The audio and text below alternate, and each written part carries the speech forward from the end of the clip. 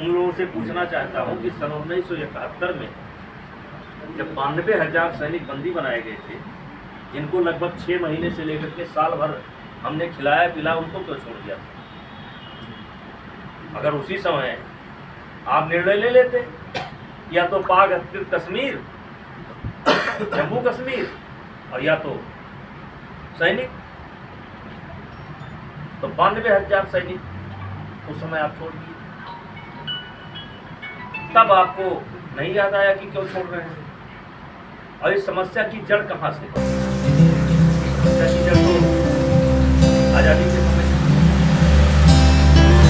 और फिर हरि सिंह ने जब विलय किया, उसके बाद जब हमारी सेना घुसी तो कहाँ तक पहुंची? पाकिस्तान, लाहौर तक सिंगापुर में था। तो उस समय आप सोचिए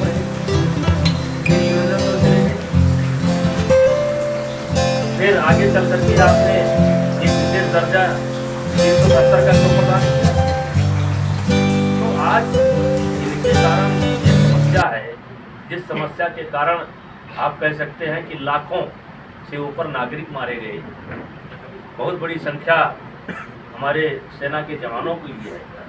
उस समस्या को एक तरीके से समझ लीजिए कि मोदी जी की सरकार ने अमित शाह जी के नेतृत्व में जड़ से हमला किया, धारा 370 समाप्त किया।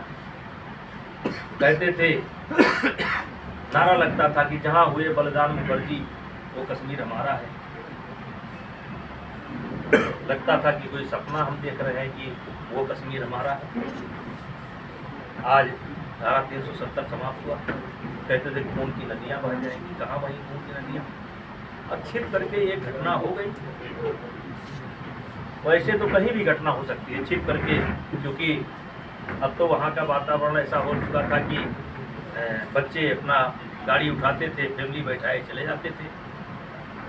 कर लिए, लेकिन करने के बाद भी इतने ज़बरदस्त तरीके से हमारे प्रधानमंत्री जी ने गंभीर हुए, गृहमंत्री जी गंभीर हुए, सेना को खुली छूट दिया। जिस तरीके से मिसाइल अटैक हुआ, मजहर सूद जो कहता था कि हम हिंदुस्तान की सांस बंद कर देंगे, उसके परिवार के खुद 14 लोग मारे गए।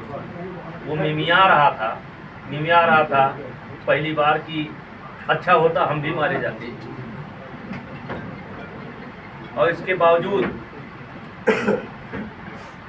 उनके अड्डे नष्ट कर दिए गए, उनका पूरा डिफेंस सिस्टम चौपट कर दिया गया। तो उसके बाद अगर ये शांति के रास्ते पर आना पड़ता है, ठीक है। अब जैसे आगे वो हरकत करेगा वैसे भोगेगा। पूर्व सांसद महोदय, उत्तर प्रदेश में अखिलेश सिंह यादव और बिहार में तेजस्वी यादव राजपूतों पर हमेशा अक्सर हमला करते हैं, और आप देश के बड़े राजनीतिक नेता के रूप में उभर रहे हैं या हैं, इस पर आप क्या कहें? सरकार अब जाति गिनने जा रही है। देखिए,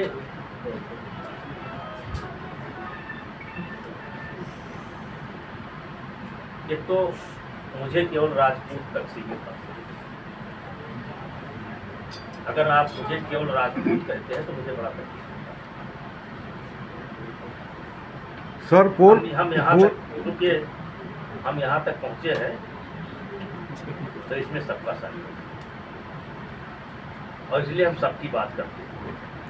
लेकिन जात विशेष को लेकर के अगर कोई भी नेता कहीं का टिप्पणी करता है तो आने वाले समय में उसका खामियाजा उसको भुगतना पड़ेगा।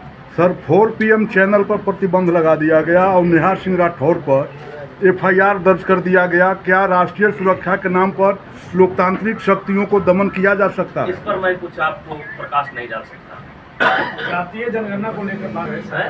केंद्र सरकार जातीय जनगणना की बात कर रही है। एक तरफ जहां पर मोदी जी कहते थे कि हमसे 4 जाति और अब जातीय जनगणना, क्या लग रहा है विपक्ष भारी हो गया सरकार? देखिए, पूरा देश इस जनगणना को चाहता है, और ये मांग बिहार से शुरू हुई, उत्तर प्रदेश से शुरू हुई, और जातीय जनगणना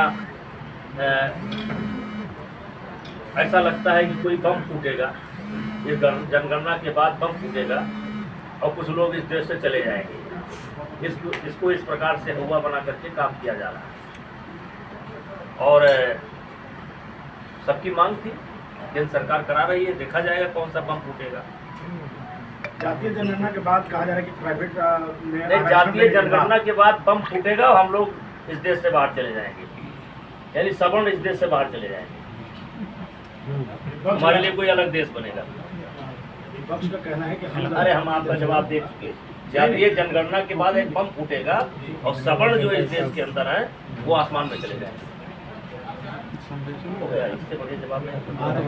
प्राइवेट अब हो गया यार, तो आ गए, अब बता रहे हो आरक्षण। चलिए आप हम लोग के बीच आए, अच्छा लगा। कैमरा बंद करो।